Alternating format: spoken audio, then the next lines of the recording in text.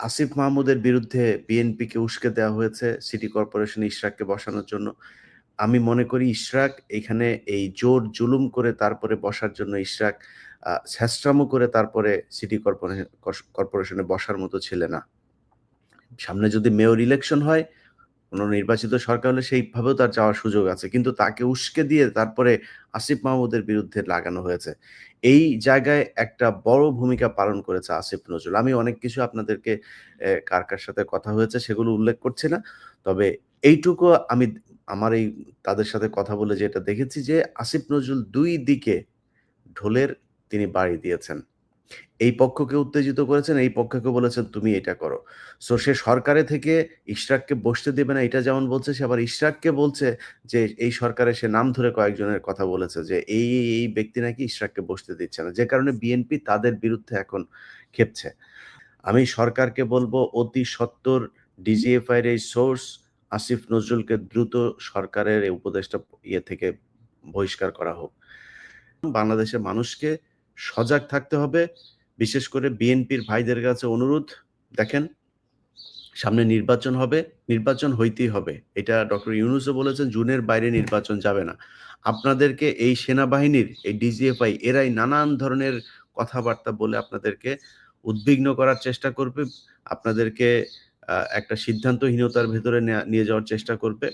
আপনাদেরকে মাথায় রাখতে হবে এই দেশের মানুষ নির্বাচন চায়, রাজনীতি আমি নিজেও চাই খুব দ্রুত একটা নির্বাচন হোক এবং সেই নির্বাচন আমার বিশ্বাস ডক্টর ইউনূস দেবেন।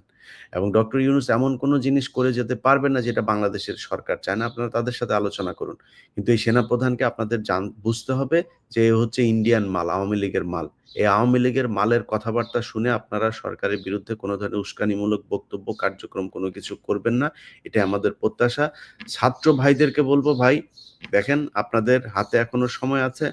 আপনাদেরকে প্রমাণ করতে হবে যে আপনারা আসলে দেশপ্রেমিক।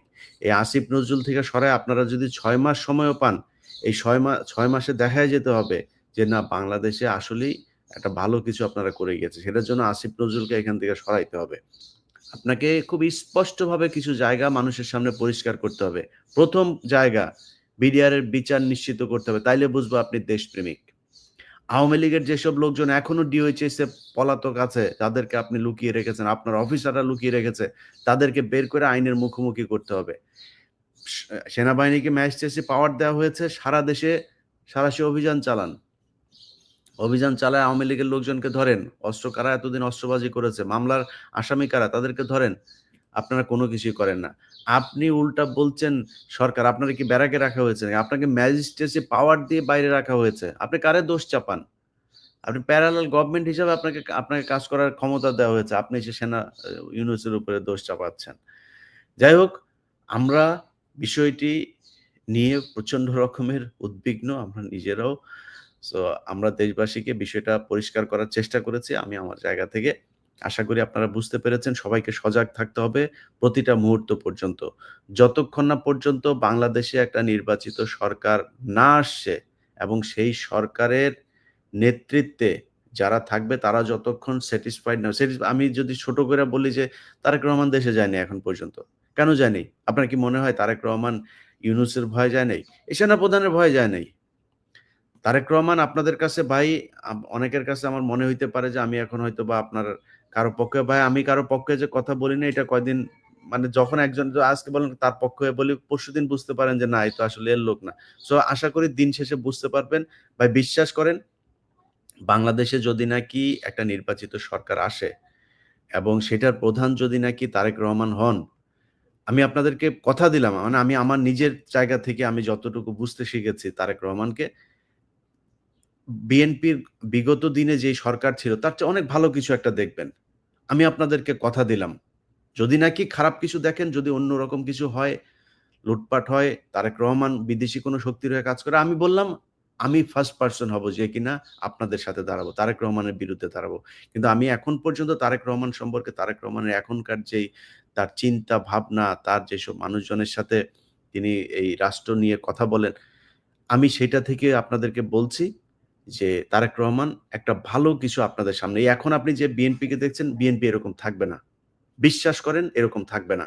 বিএনপির অনেক নেতা আছে যাদের উপরে তারেক রহমানের শতভাগ কর্তৃত্ব নাই।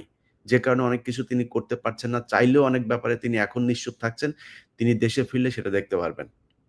সো আমরাও চাই, আর যদি জামাত আসে, আমাদের জামাতকে নিয়েও কোনো বড় ধরনের কোনো অভিযোগ নাই যে জামাত এসে তারপরে দেশকে বিক্রি করে দিবে। তাদের কিছু নেতা আছে যারা কিনা রয়ের সাথে কানেক্টেড, নানানভাবে জামাতকে বিতর্কিত করার চেষ্টা করছে।